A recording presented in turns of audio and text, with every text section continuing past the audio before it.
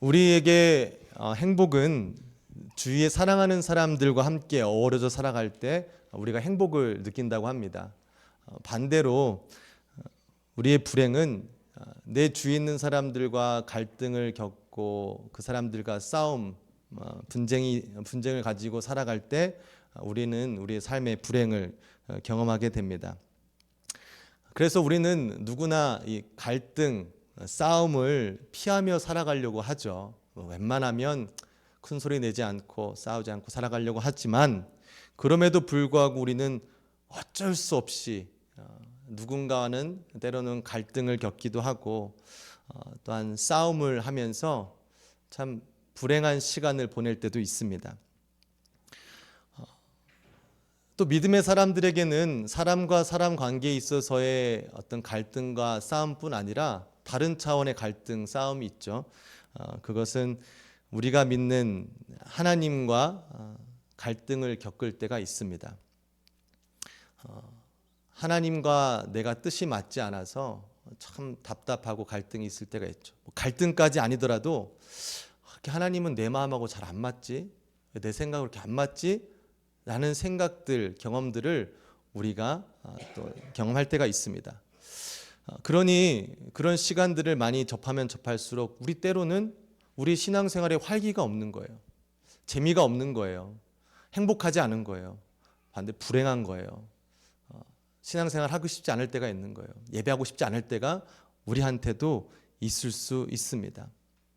그러나 우리가 피할 수 없는 갈등이 우리 삶 가운데 다가와서 우리 힘들게 하지만 갈등이 꼭 우리에게 나쁜 영향만 끼치는 것이 아니죠. 우리는 갈등을 통해서 내가 알지 못했던 상대방, 내가 알지 못했던 나 자신을 깨닫게 되고 그 갈등을 통해 그 관계가 더 좋아지며 또 내가 스스로 성장하는 일들을 경험하게 하는 것이 바로 갈등에서부터 나오게 됩니다. 그래서 오늘 저희는 마태복음 말씀을 통해서 하나님과 나와의 갈등이 왜 생기는 것이며 이 갈등을 통해서 우리가 얻을 수 있는 유익이 무엇이 있을지 한번 살펴보기를 원합니다. 오늘 본문 말씀을 시작할 때 보면 이때로부터라고 시작을 합니다. 이때에 대한 내용은 오늘 본문의 전 내용을 보면 알 수 있겠죠. 이 이야기는 여러분들 다 아시겠지만 예수님께서 빌립보 가이사랴에 가셔서 제자들을 모으시고 물어보십니다. 야, 도대체 사람들이 나를 뭐라고 누구라고 부르냐? 그때 이제 제자들이 자신들이 들은 이야기를 이야기하죠. 그러면서 얘기하기를 더러는 세례 요한이라고 합니다. 더러는 뭐 엘리야라고도 하고 그 유명했던 예레미야 선지자라고도 합니다. 뭐 어떤 정보 없는 사람들은 좀 대단한 사람인 것 같으니까 아마 선지자 중에 한 명일 것이다 라고 이야기를 합니다. 예수님이 그 대답을 듣고 뭐라고 묻죠? 자, 그럼 너네는 나를 누구라 생각하느냐? 그럴 때 예수님의 수제자 베드로가 뭐라고 답을 하죠? 주는 살아계신 그리스도시요 하나님의 아들이십니다. 이 정답을 수제자 베드로가 예수님께 올리게 됩니다.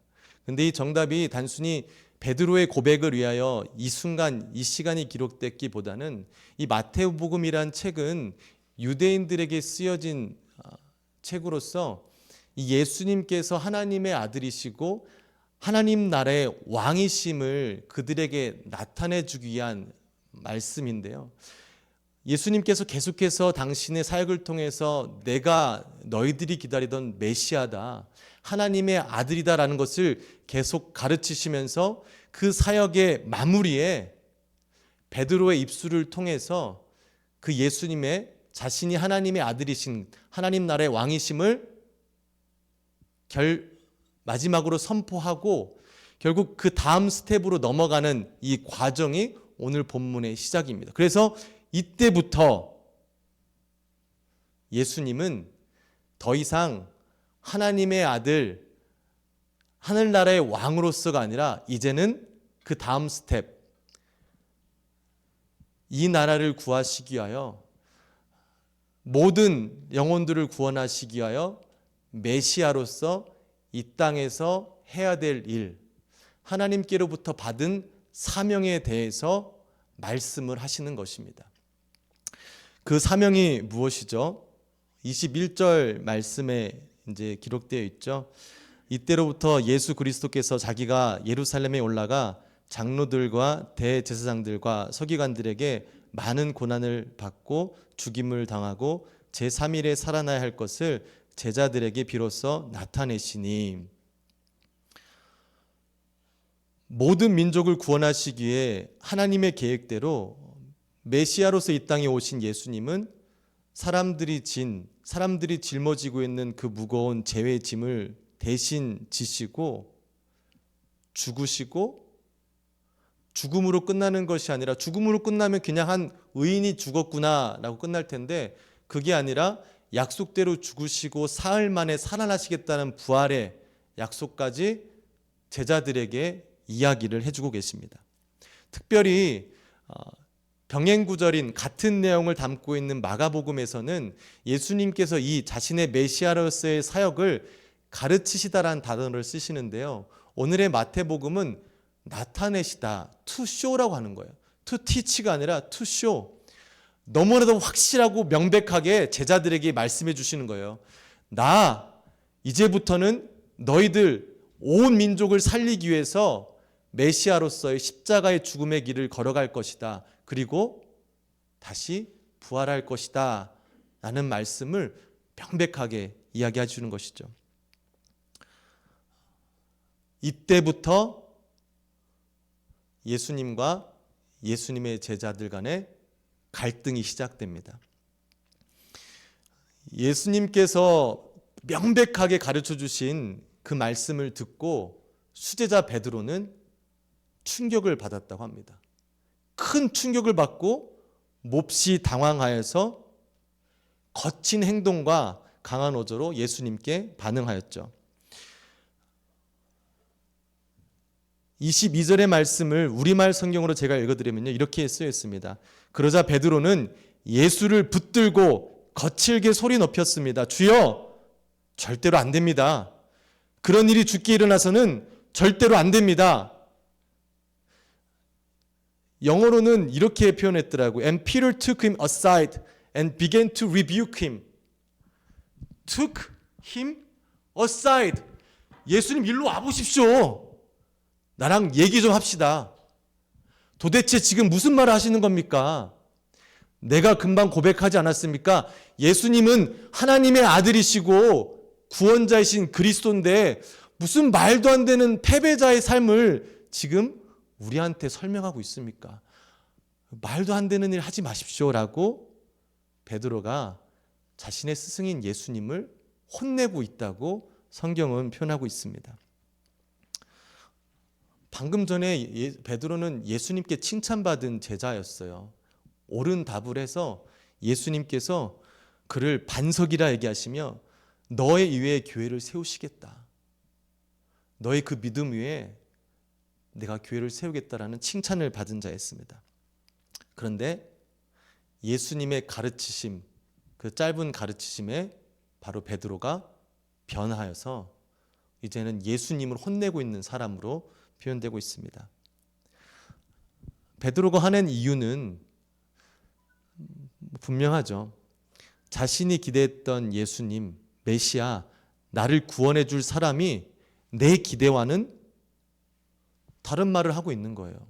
나는 분명히 예수님께서 이 땅에 오셔서 하나님의 아들로서 힘 있는 자로서 강력한 나라를 세우시고 그 강력한 나라에 내가 백성으로 또 하나님 예수 그리스도의 우리 우편에 좌편에 앉아서 권력을 가지고 아무런 문제 없이 안전하고 평안한 삶을 살아야 되는데 그렇게 준비했고 기대했고 기다리고 있는데 예수님은 정작 그 승리의 삶이 아니라 패배자의 삶을 갈 것이다라고 이야기하고 있는 것입니다.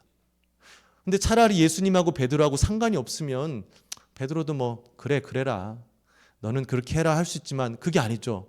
베드로는 예수님의 제자였기 때문에 예수님이 가시는 길이 그와 상관없는 길이 아니었죠.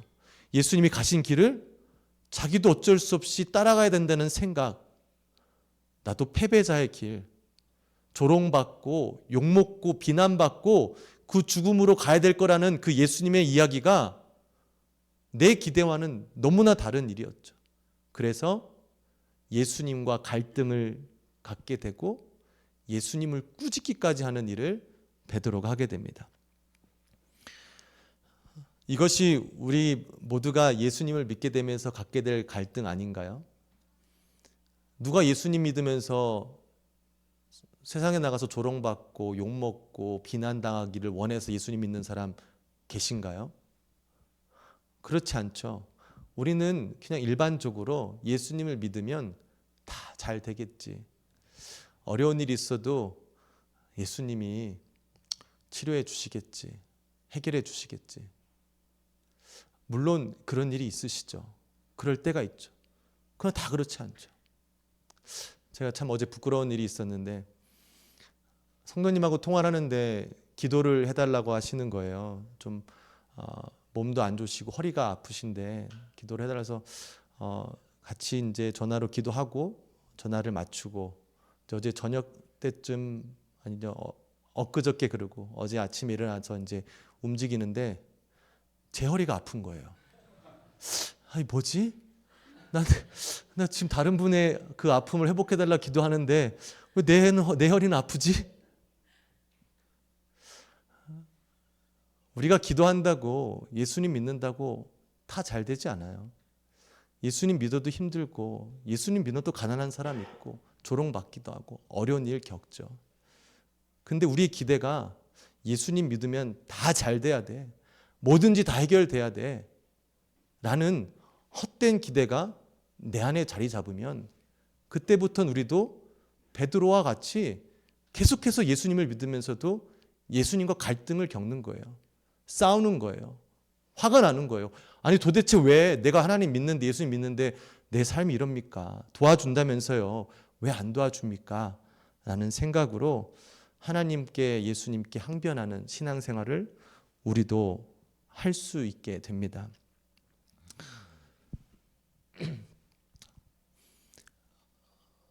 많은 그리스도인들은 베드로와 같이 승리의 길을 가게 해달라고 항변합니다.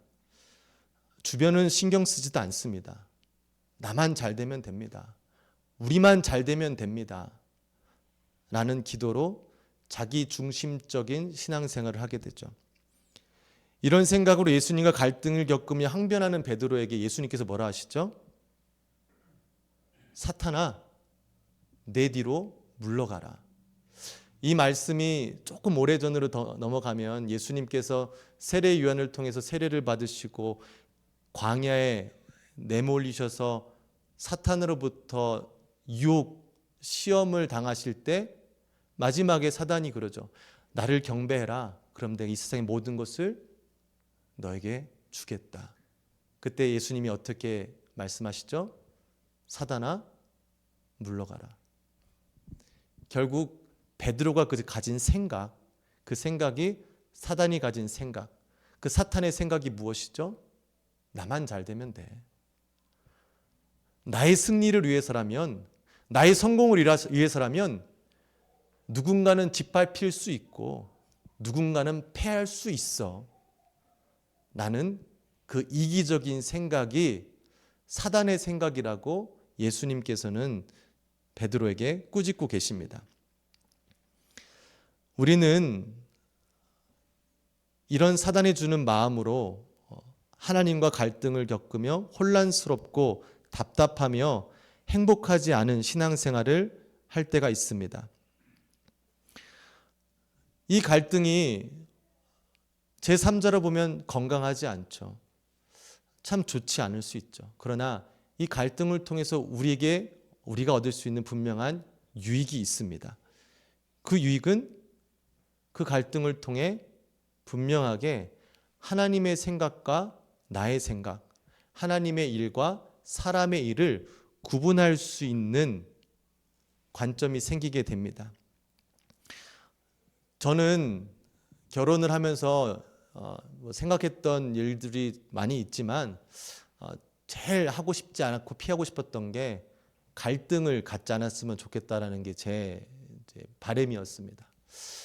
어떻게 하면 싸우지 않고 좀 행복하게 즐겁게 살았으면 좋겠다라는 바람이 있었는데 그게 그렇게 쉽지 않더라고요. 갈등이 생기더라고요. 내 생각과 다르니까 싸우게 되더라고요. 근데 너무 괴롭더라고요. 난 이걸 너무 하기 싫었는데 내가 왜 갈등을 겪고 있지? 근데 그 갈등 뒤에 깨닫는 게 뭐냐면, 아, 저 사람은 저거를 되게 싫어했구나. 아, 나는 이런 거에 이렇게 반응을 하는구나.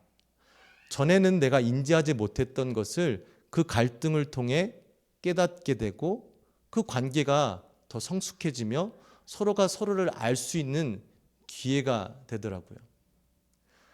하나님과의 겪는 갈등에서도 우리가 깨닫게 되는 것은 하나님의 일이 무엇인지, 하나님의 뜻이 무엇인지, 내가 생각하고 내가 기대하는 것이 무엇인지 볼 수 있는 기회가 바로 그 갈등의 시간입니다.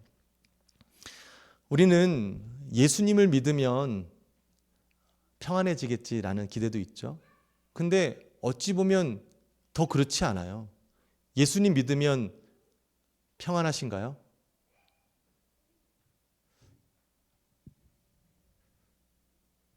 저도 되게 민감한 사람이라 여러분들의 얼굴을 보고 지금 제가 마음이 두렵기도 하고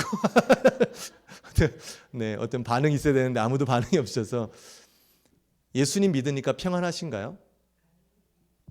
아니에요. 죄송해요. Yes, no입니다. 왜요? 나는 어쩔 수 없이 연약하고 어리석고 죄악된 생각을 가지고 있는 사람이라서 거룩하시고 죄 없으신 분하고 같이 다니다 보면 잘 안 맞아요. 마음이 안 맞아요. 생각해 보세요. 나랑 너무나 틀린 사람하고 계속 같이 사는 게 얼마나 힘들겠습니까? 안 맞고 불편하죠. 왜 예수님 그렇게 생각하시나요? 이건 너무 말도 안 되잖아요. 왜 그렇게 해야 돼요? 이게 좋지 않겠습니까? 갈등을 겪죠. 예수님을 잘 믿으면 말씀을 읽으면 읽을수록 점점 갈등이 더 생깁니다. 근데 그 갈등 뒤에 하나님의 뜻을 깨닫고 내 기대를 깨달았을 때, 하나님의 뜻이 이거셨군요. 내 뜻, 이게 내가 잘못이었군요. 깨닫고 그 하나님의 뜻을 깨닫고 순종할 때 비로소 하나님으로부터 오는 평안을 얻게 되는 것이죠. 하나님의 평안은 그냥 무조건 나 믿으면 줄게 라고 주시는 것이 아니라 하나님의 품 안에 있을 때 그 안에서 기쁨과 자유를 누릴 수 있는 것이죠. 전에도 한번 말씀드린 것 같지만 우리가 이 두려워한 대상을 생각하면 딱 알 수 있어요. 우리가 누구를 두려워하느냐. 여러분, 경찰을 두려워하는 분들이 있지 않습니까? 내가 속도 위반하고 신호를 위반했을 때 경찰을 만나면 어때요? 두려워요. 나한테 다가오는 게 너무 싫어요. 근데 내가 아무런 잘못 없이 법의 테두리 안에 있을 때 경찰은 나를 돕는 자고 나를 보호해 주는 자들인 거예요. 법을 어겼을 때는 나에게 두려움이지만 내가 그 법 안에 있을 때는 그들이 나의 편이 되는 거고 나를 도와주는 자예요. 하나님과 함께 있을 때 평안은 내가 하나님의 법 안에 있을 때, 하나님의 뜻을 깨닫고 하나님의 뜻 가운데 순종하며 나아갈 때 우리한테 평안과 평강이 임하는 것입니다. 단순히 그냥 인슈런스처럼 하나님 믿으면 평강 오겠지, 이런 믿음이 아니죠. 오히려 예수님 믿음으로 갈등이 시작되는 거예요. 어려운 거예요. 근데 그 갈등을 넘어 하나님께서는 우리에게 평강과 평안을 주십니다. 우리가 이 참된 자유와 평강을 누리게 되기를 주님의 이름으로 소망합니다. 그렇다면 하나님의 일과 사람의 일, 그거를 어떻게 우리가 구별할 수 있을까요? 사람의 일은 예수님께서 베드로가 가졌던 생각, 그 생각을 사탄의 일, 사람의 일이라고 말씀하십니다. 베드로는 자신과 자신의 민족을 위한 메시아를 기다렸죠. 유대인들을 위한. 그래서 그 메시아가 오면 유대인의 왕국을 세워서 그 누구도 이제는 유대인들을 공격하지 못하고 그들의 힘으로 다른 이방 나라들을 누를 수 있는 그 일을 기대하고 있었습니다. 그런 생각으로, 그 악한 생각으로, 사람의 일로, 사탄의 생각으로 베드로는 한순간에 방금 전까지는 내가 너를 반석으로 세워서 반석 위에 교회를 세워주겠다 하셨는데 그 잘못된 생각이 들어오니 예수님이 뭐라고 표현하시죠? 너는 나를 넘어지게 한다. 즉 반석에서 걸림돌로 바뀌게 됩니다. 교회를 세울 수 있는 든든한 반석이었는데 이 사람의 일이 들어가니, 자기 중심적인 자기만 축복을 받으려는 생각이 들어가니 이제 다른 사람들을 넘어뜨리게 하는 걸림돌이 돼버린 거예요. 하나님의 일은 무엇이죠? 예수님께서 걸어가신 길, 이 땅의 왕으로 오셔서 하나님께서 온 만민을 구원하시기 위해서 그를 십자가에 못 박히시는, 죄 없는 양으로 그를 십자가에 못 박히시는 그 계획 가운데 철저하게 자신을 내려놓고 하나님의 뜻을 순종하며 살아간 그 길, 예수님의 길을 따르는 것이 하나님의 일이라고 말씀해 주고 계십니다. 예수님께서 그 죽음의 길을 통해서 우리에게 주신 게 무엇이죠? 생명이잖아요. 그리고 그 죽음을 통해서 우리에게 생명을 주시고 우리에게 맡기신 것이 나를 따르라 라는 말씀이시죠. 24절에 같이 한번 읽었으면 좋겠습니다. 24절 말씀입니다. 이에 예수께서 제자들에게 이르시되 누구든지 나를 따라오려거든 자기를 부인하고 자기 십자가를 지고 나를 따를 것이니라. 아멘. 신앙생활 가운데 우리가 갖게 되는 갈등은 어찌 보면 하나님과 우리의 사이 가운데 하나님이 누구신지 내가 누구인지 잘 몰라서 이런 일들이 나는 것입니다. 우리가 만약에 하나님이 누구이신지 바로 알고 내가 누구인지를 바로 안다면 싸울 일이 없겠죠. 관계 가운데서도 그렇죠. 우리가 성격 차이, 여러 가지 차이 때문에 싸우지만 기대로 싸우는 건 뭐죠? 서로가 자신의 정체성, 자신이 지켜야 될 것을 지키지 않을 때 그 기대가 무너져서 싸우는 거잖아요. 남편이 남편답지 못할 때, 아내가 아내답지 못할 때, 자녀가 자녀답지 못할 때, 목사가 목사답지 못할 때, 직분자들이 직분자답지 못할 때 상대방들이 그들에 대한 기대가 깨어지고 서로 어려운 시간을 보내게 되죠. 그러나 직분자가 직분자다울 때, 목사가 목사다울 때, 엄마가 엄마다울 때, 아빠가 아빠다울 때, 남편이 남편다울 때, 아내가 아내다울 때, 자녀가 자녀다울 때 우리는 갈등으로 기대함으로 갈등을 갖지 않게 됩니다. 하나님이 누구이신지, 만왕의 왕이시고 나를 창조하는 분이 하나님이시고 나는 어리석고 나약하여서 하나님의 도움 없이는 살 수 없는 사람이란 존재를 깨닫는다면 그 하나님의 뜻을 앞서서 나아가겠습니까? 내가 하나님하고 비교할 수 없을 정도로 약하고 무지한 자인데 내가 그 전능하신 하나님을 뒤로 제친 채, 예수님을 뒤로 제친 채 나를 따라와 하면서 갈 수 있겠습니까? 아니죠.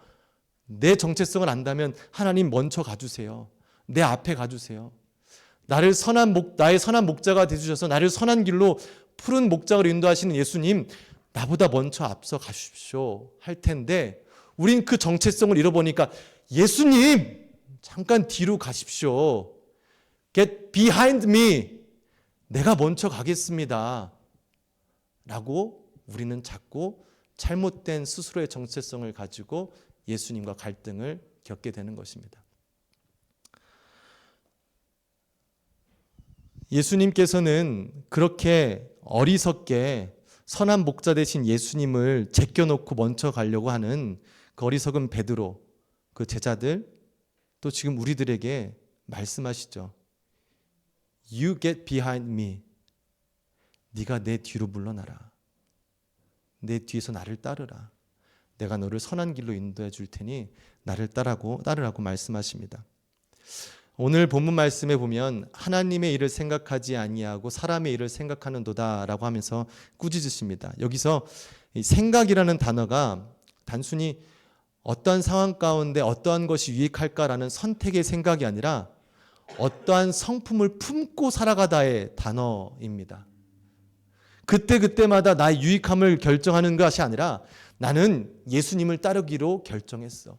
나는 하나님의 성품을 따르기로 결정했어. 어떠한 일이 있어도 나는 이 길을 가기로 결정했어. 나는 그 성품이 생각이라는 것입니다. 그 생각을 가지고 살아가는 것이, 하나님의 성품을 가지고 살아가는 것이, 예수님께서 걸어가신 그 길을 따라가기로 결정하고 살아가는 그 길이 하나님의 일인 것이고, 그것이 예수님이 가셨던 것대로 생명의 길로 인도하신다는 것입니다. 이 말씀이 단순히 예수님을 통해서 끝나는 일이 아니에요. 지금도 보면 사람의 일과 하나님의 일이 극명하게 나눠지지 않습니까? 세상은 사람의 일을 생각하며 가지 않습니까? 주위를 돌아보지 않아요. 나만 잘 되면 돼요. 나만 좋은 일이 있으면 일단 돼요. 누구의 아픔? 아쉽고 안타깝긴 하지만 내 삶에 그렇게 영향을 끼치지 않아요. 때로는 우리 가운데서도 누군가는 아무 문제 없이 잘 지내지만 누군가는 나누지 못한 고통 가운데 힘들어하실 수 있다니까요. 수요일날도 말씀을 드렸지만 저도 한국 그 월간지를 보고 알았어요. 작년 12월에 한 가족이 자살을 했대요. 아버지가 자녀를 죽이고 자기 와이프를 죽이고 자기까지 자살했대요. 생활고 때문에 사업이 망해서 부도가 나서 죽었는데, 그 가족이 한 작은 교회의 성도들이었대요. 큰 교회도 아닌 작은 교회에서도 그렇게 힘들고 하고 어려워하는 그 가정의 상황을 몰라요. 그렇게 죽고 싶은 마음이 갈 때까지도 주위에서 서로 알아보지 못하고 알지 못해요. 도움의 손길을 주지 못해요. 왜? 일단 나만 살면 되거든요. 지금 세상이 교회가 그렇게 가지 않습니까? 무엇인가 더 좋은 것 같고 발달한 것 같지만, 편안하게 사는 것 같지만 세상은 점점 더 악해지고 끔찍한 일들이 일어나지 않습니까? 애들도 마음대로 못 내보내는 시대를 우리가 지금 살고 있잖아요.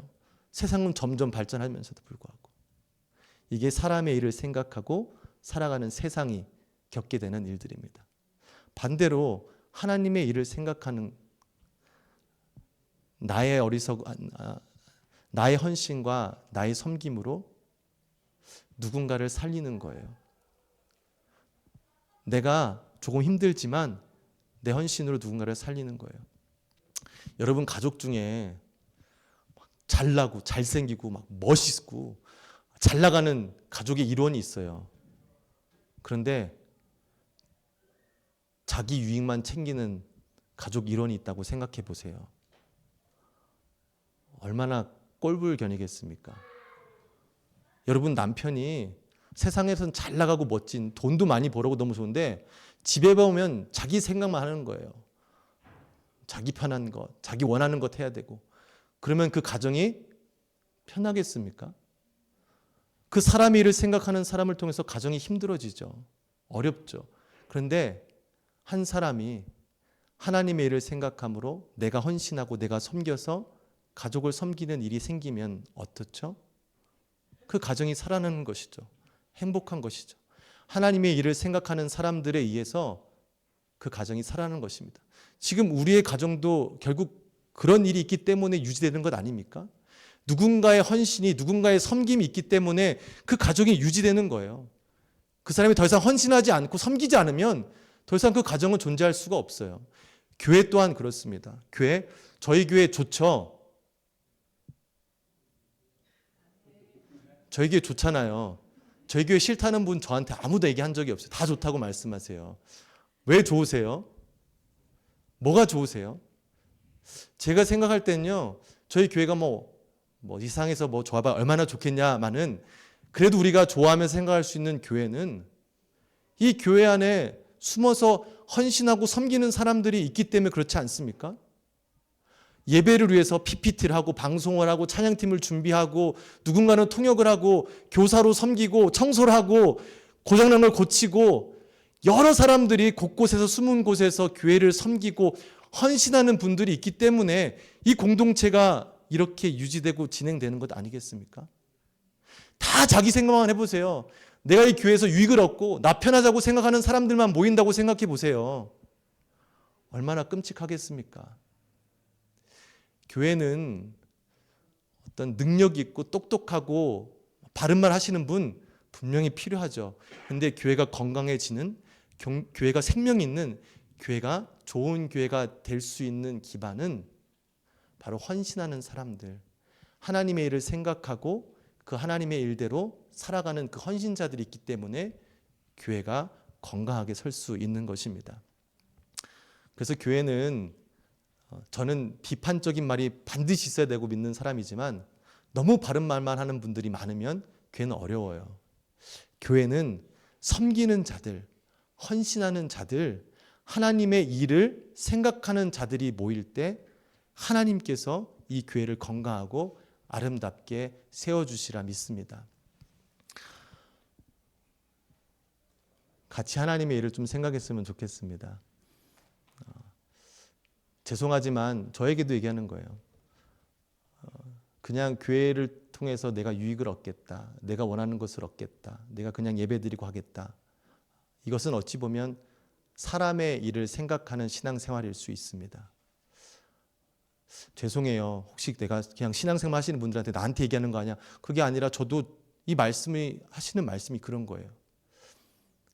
사람의 일로 신앙생활 하지 않고 하나님의 일을 생각하며 예수님이 걸으신 그 길을 따라가며 헌신하며 섬기는 신앙생활이 하나님이 원하시는 신앙생활인 것이고, 그 길이 생명의 길이고 예수님께서 따라오라 하신 그 길인 것입니다. 그 길에 생명이 있는 것이에요. 힘들어도 그 길 끝에는 하나님께 허락하실 그 풍성한 선물들이 있다라는 것입니다. 우리 신앙생활 가운데 갈등도 있을 수 있겠고 여러 가지 어려움이 있을 수 있겠지만 그것을 통하여 우리가 좌절하는 것이 아니라 하나님의 뜻을 분명하게 깨닫고 그 하나님의 뜻대로 하나님의 일을 생각하며 살아갈 때 우리가 누리는 것이 아니라 전능하신 하나님께서 주시는, 그 하나님께서 누리게 해주시는 그 은혜를 저와 여러분이 이 땅 가운데서도 한번 누리게 되기를 주님의 이름으로 축복합니다.